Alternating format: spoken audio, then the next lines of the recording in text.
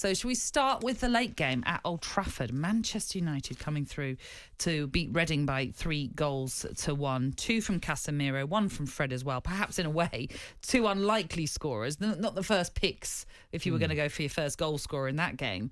But it was a pretty, just a...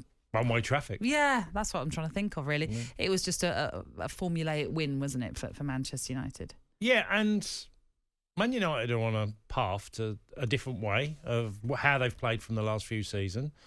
You watch them, they get loads of bodies in forward areas. They attack with huge numbers. Yeah. There's huge energy in the Man United team. So you can see all that. And yes, they overrun Reading. You know, Reading were hanging on and just eventually United got the breakthrough and they punished Reading. And it could have been more. Couldn't question the attitude of Reading players. Thought they defended for, in every situation. But United are a different proposition without doubt, the way they play. It's not complete because there's more to come. But you just watch them that every time they score goals, see how many players are around the 18-yard box or surrounding, ready to, if the ball breaks loose, they got a chance of scoring. United are a decent side now. I think that's been seen from everyone for the last, I think, 2 or 3 months. They look a completely different outfit to me. So how has it changed? Because we can obviously go back to the start of the season and what a terrible start they had made with those first 2 losses. So what has Erik Ten Hag done in these sort of last few months to really transform Manchester United into a team who are definitely challenging for the top 4? They were a part of the conversation of a title race as well. Maybe after that defeat to Arsenal, it's a little bit different. But how has this transformation come about? Tempo, energy, and playing higher up the pitch. They've moved forward as a team. They get way higher, and when they win the ball, they win it in different areas. And they tend to take. At one time, it was quite ponderous the way they played. They take time, they'd move it, and not really play with purpose, which is something I talk about a lot within football. And that Man United now have a real purpose about the way they play. That's why they're scoring goals. That's why players are now showing their true form.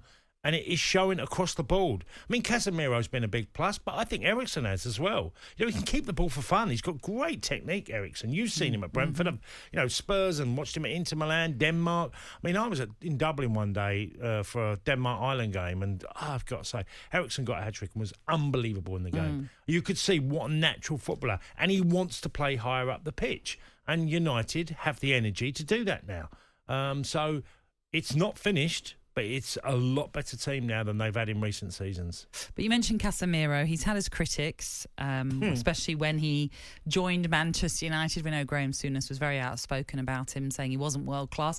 Doubled down on that not so long ago in one of his columns in the Daily Mail that he has. But, he missed the Arsenal game through suspension, and they lost that one 3-2. Back in the lineup against Forest in the League Cup. They won that one. Back in the lineup last night, they win that one. Is he now just one of those players that's just pivotal to Manchester United? Yes. I would have got him wrong as well. I'm not afraid you were talking about him before we came on air. I don't get me wrong. I'm not saying he's a poor player. He's a terrific. If you play for Real Madrid, you're going to be some hell of a player. That's a starting place, okay? Did I see him as the absolute heartbeat of, the midfield at Real Madrid? No, I thought Tony Kroos and certainly Modric was running the show. Casemiro had his role at Madrid and did it brilliantly well, break up the play, did a great job doing that. And I thought that would be the case. But did I see him getting a goal like he got yesterday? Well, this is no chance. I mean, he was very advanced in those for that first goal as well. It's the Xhaka thing, isn't it? Yes. Like Xhaka at Arsenal. You're seeing Casemiro get in these positions. You go, these midfielders are now getting goals. His finish has been really good. Yeah. Like I say, it was it was a big miss, as we all know, in that Arsenal defeat, but it does feel as though, not that you would even contemplate it, but he just seems undroppable, really, for Erik Ten Hag, because he has been such a key player for Manchester United. Marcus Rashford had a goal that was disallowed. That would have made it, 10 in 10 at Old Trafford, something like that. He's just been incredible as well. Overall, there is a lot to like about Manchester United now when you consider how they started this season. They are 3-0 up in the first leg of their League Cup semi-final. I know Erik Ten Hag has... you only have to look at the lineup that he put out against Reading. He's taking this FA Cup really seriously. He is looking for silverware. You can see that. Think of the week he's had. 3-0 at Forest. Yeah. Okay, in the opening leg of the League Cup semi-final. and then they beat them Reading 3-1. Mm-hmm.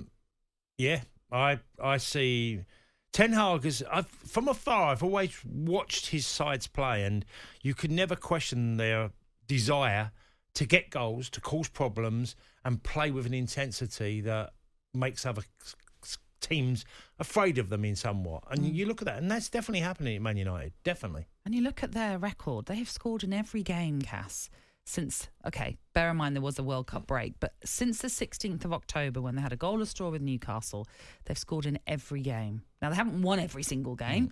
They have lost a couple and drawn a couple as well in that run. But that's quite incredible as well. They are scoring goals. Yeah, well, it just shows you how we can get it so wrong in football, because when they lost to Brentford at your Brentford and 4-0, and it looked like... And most people were talking, it's going to take years at Manchester United to turn it round.